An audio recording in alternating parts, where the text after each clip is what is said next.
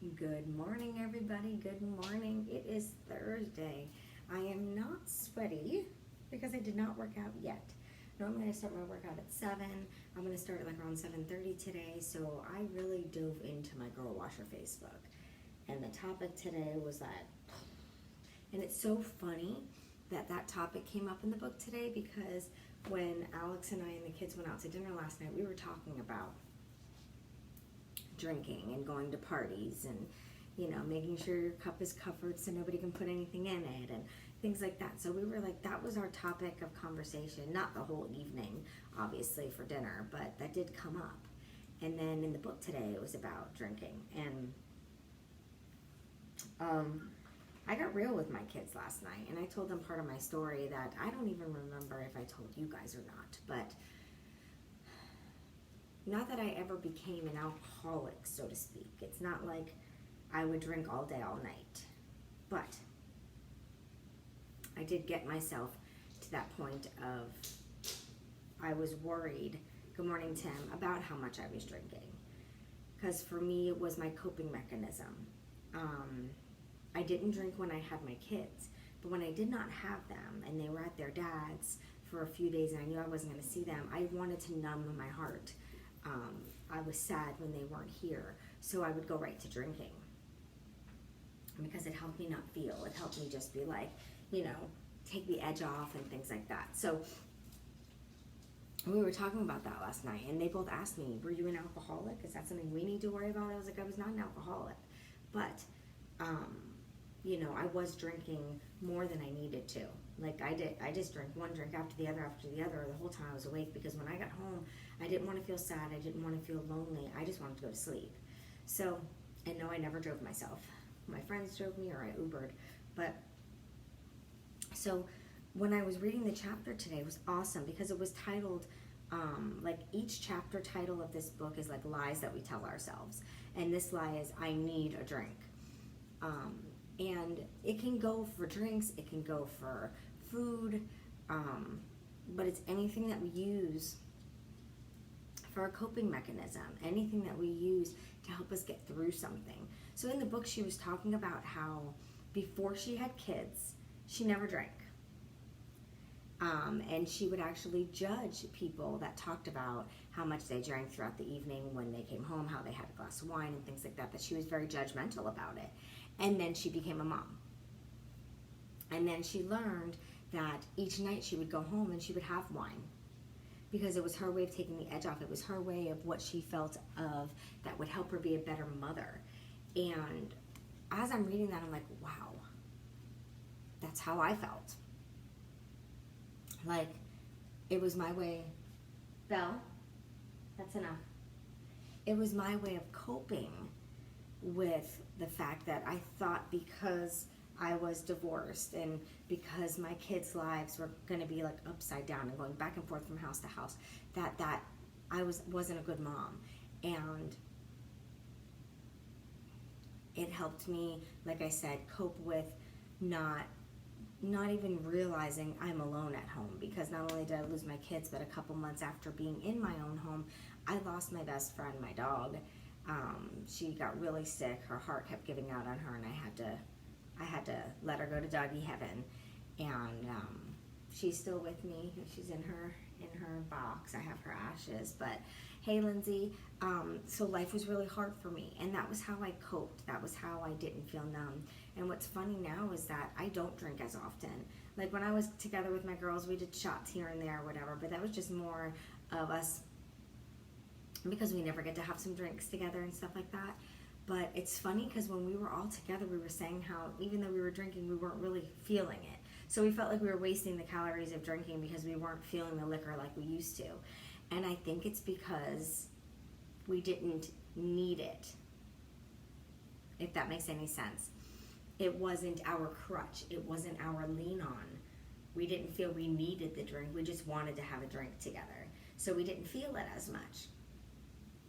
And I think there's so many people out there that suffer from this mindset of feeling that you need that drink to get the edge off, or you need that Xanax, or you need to go into the pantry and get those cookies, or whatever it is that you lean on as a crutch to get through things. an emotional crutch. So that's why I know a lot of people eat emotionally. Good morning, Jen. And a lot of people drink emotionally to get themselves through those hard times. I being one. I used to be like that. It was horrible. And then I was one too, like, if Alex came home from work and had a rough day and he wanted to drink, I would just have a drink with him to have a drink with him. Whether I wanted it or not, I would just have it. And after going through my first round of the 80-day program, I didn't drink the whole 80 days. I felt amazing. And you know what that taught me is that I was strong enough to get through a lot of the obstacles that came in those 80 days. And when you think about everything, like here's an analogy for you to think about.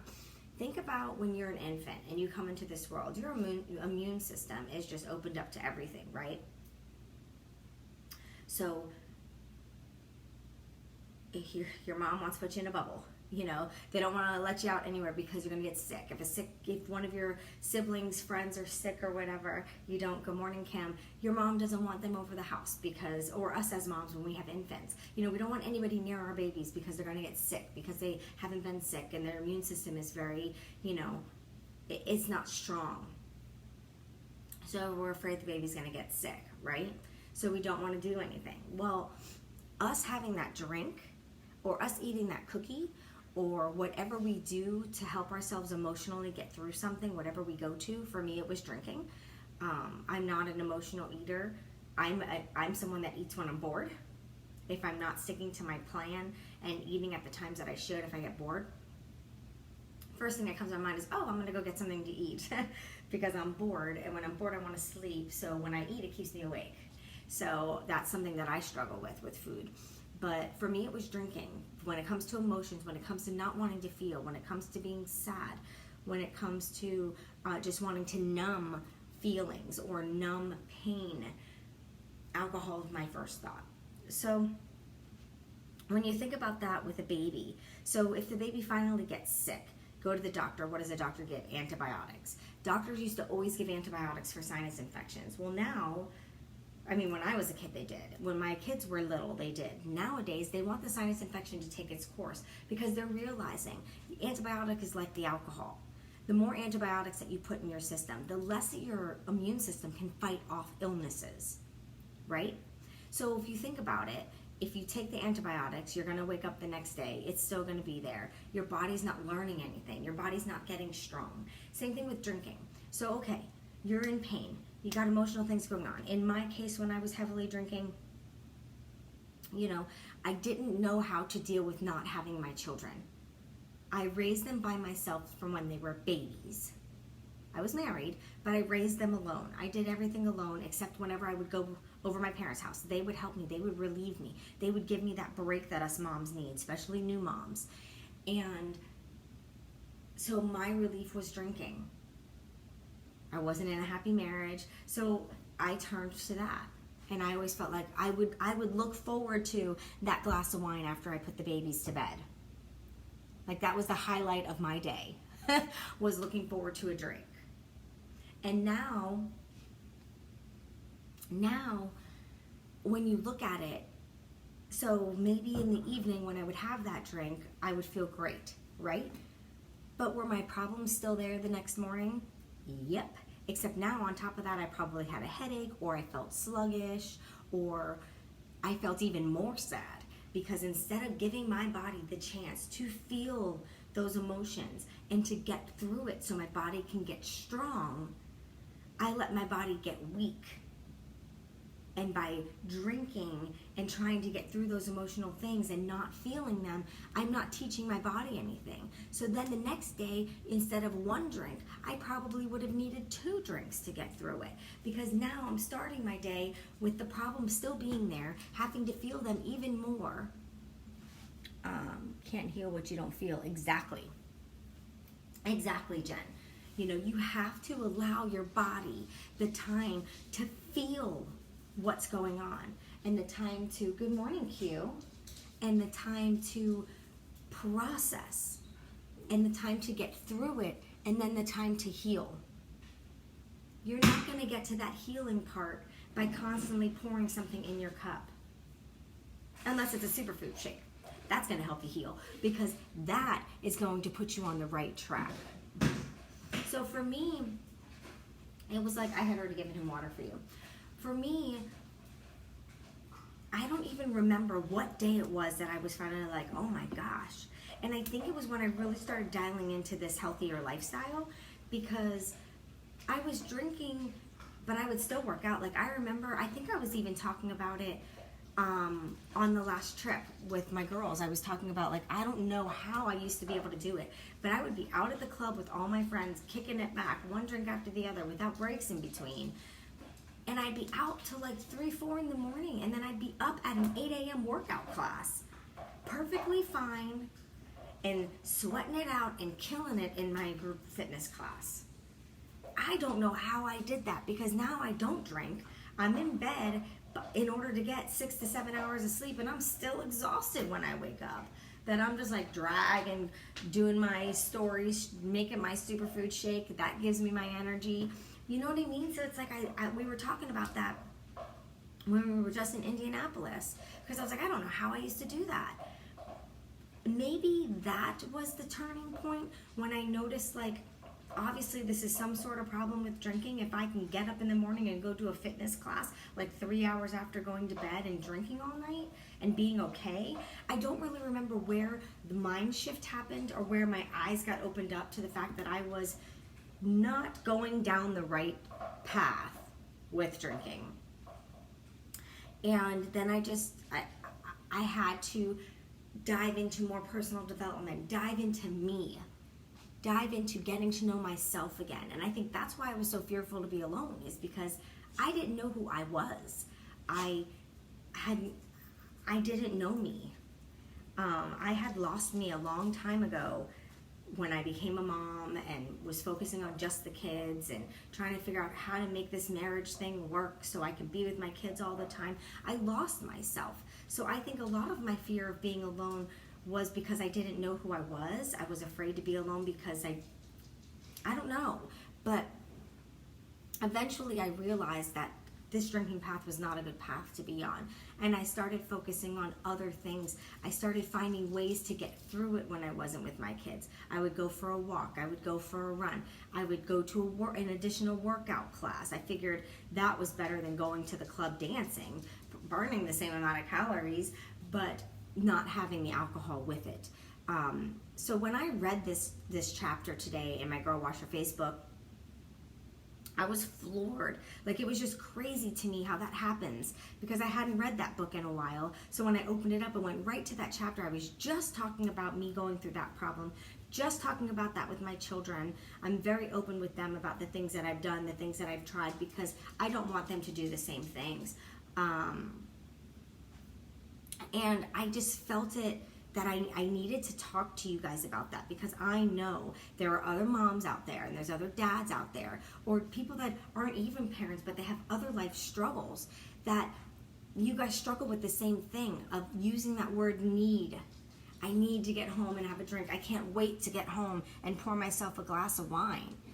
And that's because that is our crutch.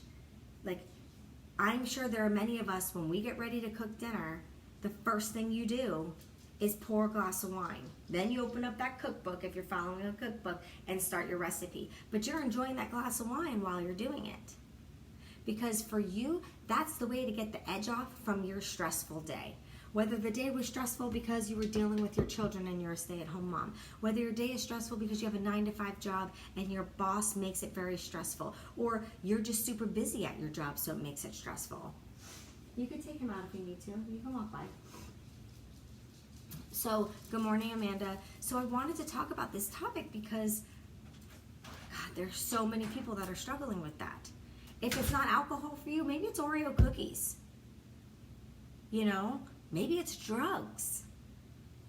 Maybe it's sex. And, you know, you're just have random sexual partners because that's your way of getting your edge off. That's your way of numbing yourself. That's your way of not feeling. Everyone has something. For me, it was drinking. Now my stress relief is my exercise. I do it every morning to try to de-stress from the day that I know I'm going to have. And then I try to go for walks at night. Last night we did a nice family dinner. I didn't need to de-stress. It was an amazing night. But I wanted to talk about this topic. It is so freaking important for everybody to notice what you're doing to yourself, to notice, to notice your own actions and your choices and the words you use and the thought process that you have. Are you reaching for that drink because you like the taste and you just want a drink? Or are you reaching for that drink because that's your way of de-stressing? That is your crutch in life. Because if that's the case, I can promise you, you're still going to need a crutch. That problem's still going to be there when the drink wears off and you wake up in the next morning. The problem's still going to be there, and sometimes it feels worse because you never dealt with it. You've got to give yourself the opportunity to deal with issues and deal with problems and get stronger. I am the strongest I have ever been emotionally, in my mind. There's still weaknesses, but I'm stronger.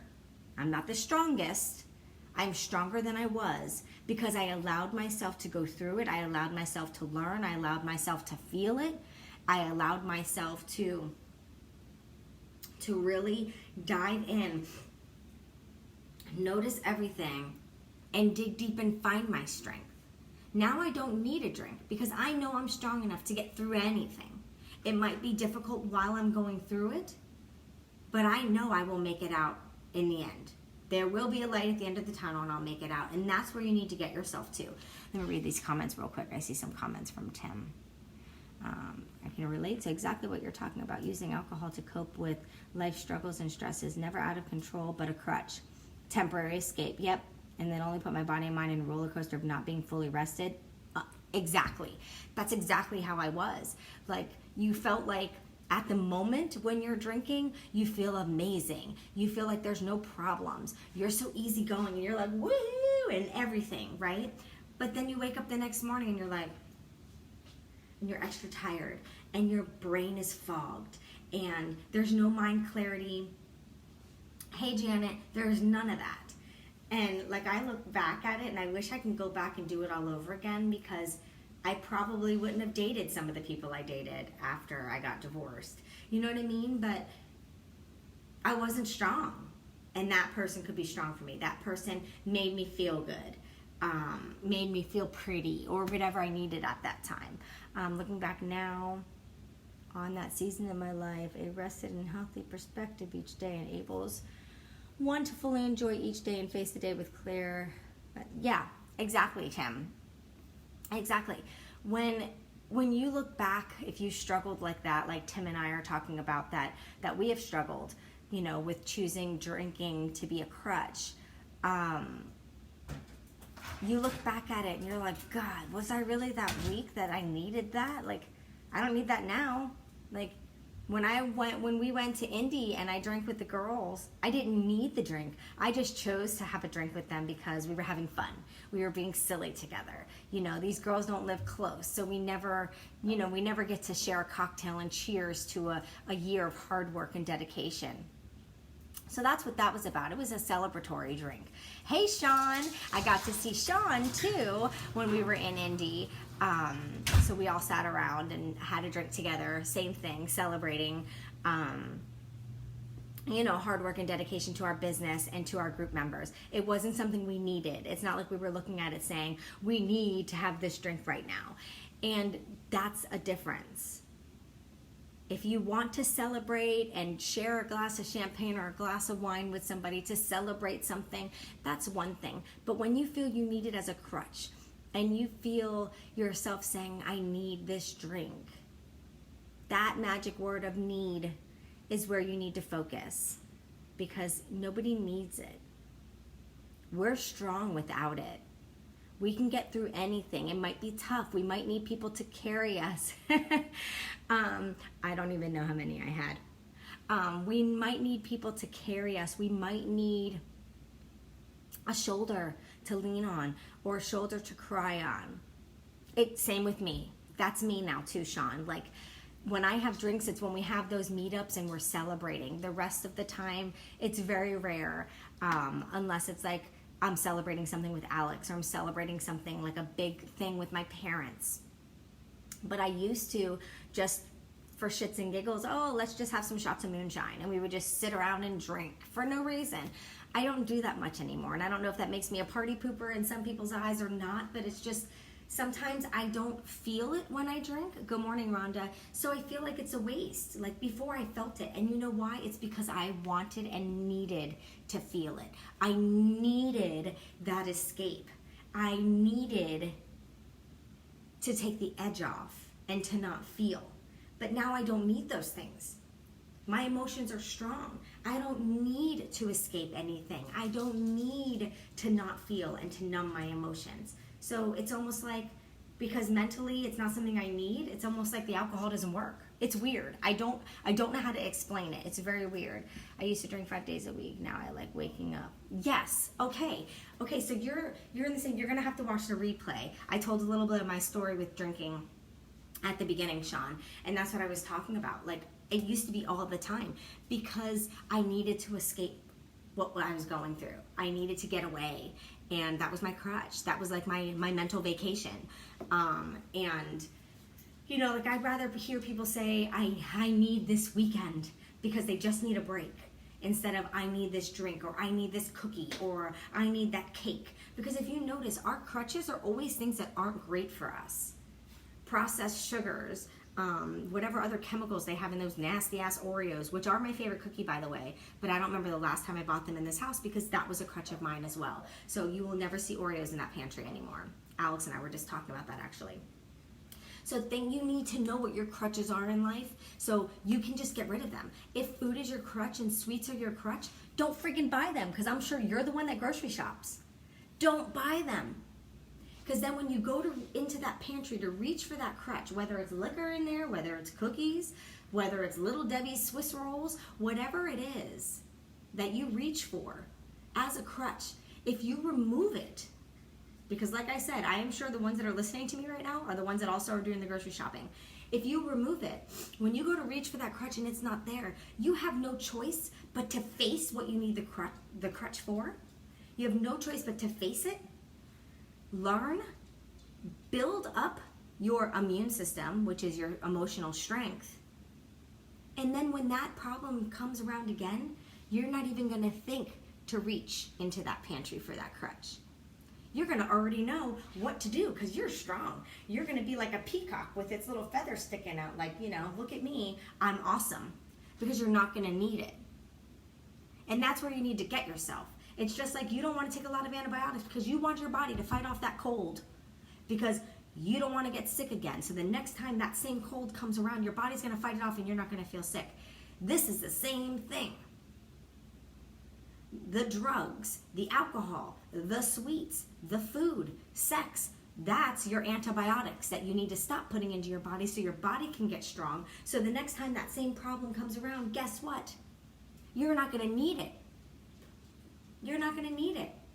And yes, Tim, we need to be examples for others.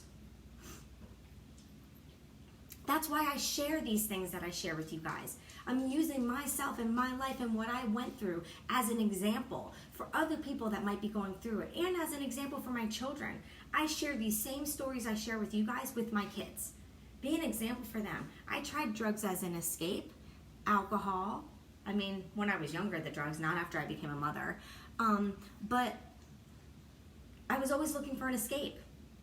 So I use my story, I use my message. My mess is my message to help other people that are going through this right now. And to help my children. So if something's bothering them, they don't turn to drinking. They don't turn to drugs. I mean, if they had to pick something, I'd rather them pick cookies. Because that's something I can help them with too. But be an example for others. All right, I'm reading Amanda's thing. We have wine and almost every day. I'd work out but not lose weight, so now I'm only drinking if wine. I'm not missing out. My husband still has real wine, but I'm not missing out. Can't wait to jump on the scale Saturday. That's awesome. That's awesome, Amanda. And I will tell you, my first round of the 80-day program, I didn't have any drinks, and I know that's why I got great results. I was only fueling my body with what my body really needed, not with what my mind thought my body needed. Plus, diving into eating right, drinking my superfood shake, and working out every single day and diving into that lifestyle helped me be able to have the strength to go through things. So I didn't feel I needed any of that. So now I don't drink that much, except when like I'm celebrating. Like even the last night we were at Indianapolis with my whole team. We all met up at the end of the night because our mentors and our upline, they were leaving, and I didn't even have a drink. I poured myself a big glass of ice water. Well, they gave it to me, but I ordered a big glass of ice water. That's what I drank. I didn't want to drink. Hey, Tracy. So that's what I had. So, hey, Gabby. So I just wanted to share that with you guys, and anybody that's hopping on now, make sure you go back to the replay when I end this and watch the beginning so you can hear the whole thing about what I went through, the struggles that I had, and the message that I have for you, because I know that there are others out there. And you might not think that there's a problem. You might think everything's hunky-dory, but once you listen to this, you're going to be like, yeah, that's me. That's me too. And then you're going to realize that you do it for a reason other than just wanting to socially have a drink. And that's when you need to dial it back. Let your body feel, because you need to. Like Jen had said earlier, you're not going to heal if you don't feel. Good morning, Mom. You're just going to keep that pattern, and it's going to get worse, because you're going to go from needing 1 drink to needing 2 drinks to needing 3 drinks to get through something. And then if something horrible happens that really screws up yourself and your mind, like me when I had miscarriage after miscarriage, when Alex and I were trying to have a baby, the old Tanya would have been doing shot for shot for shot until I was just exhausted and wanted to go to sleep because I didn't want to feel that. But the new Tanya, that's not what happened. I dove into my personal development. I remember sitting out in the sun reading a book, and it was so hot out, but it just felt so good because I love to feel the sun on my body. But it was so hot, it was melting the glue in my book. So as I was done with the page was literally coming out of the book, and I was just throwing it in the trash as I was reading. And I remember saying to my mom, actually, who just hopped on here, I remember saying to her, I can't believe I'm like emotionally distressed, and my first thought was, I'm gonna go sit out back in the sun and dive into this personal development to help me get mind clarity. I was so impressed with myself, because the old me would have started drinking going through that, and it was back to back to back. So you can get stronger. You can get through things. You just have to allow yourself to get through it. You have to allow yourself to build up that strength. That's just like with these exercises. If you want to be strong, if you want to have lean arms, lean shoulders, a lean body, you're not going to get that by not lifting up a weight to get stronger. If you're just doing this with no weights, eventually at the beginning you might get sore, but after that, this is doing nothing. So everything is with allowing your body to get there, allowing your body to be strong. But everybody starts in a weak place. And then the more you do it, and the more you do it, and the more you do it, that strength starts to come around. And that's what you're waiting for that strength to come around. So here's my call to action for you today, because it's a little bit past my workout time, but this was an important topic, so I went a little longer than normal. That's okay. I'll still get my workout in. That's the benefits of being my own boss and doing my own work schedule, is I can just change it up. But my call to action for you guys today is to really think about this topic. Think about what you do when you're struggling with something emotionally. Think about where you go. Where does your mind go? What actions do you take? What do you do when you're struggling with something and you feel that you are too weak? Do you use a crutch? And if you do, what is that crutch? Really just think about that and focus. But for right now, I want you to have a wonderful, wonderful Thursday, and I'll see you guys later. Don't forget to check back later this afternoon. I'll show you a sneak peek of my workout. Bye, guys.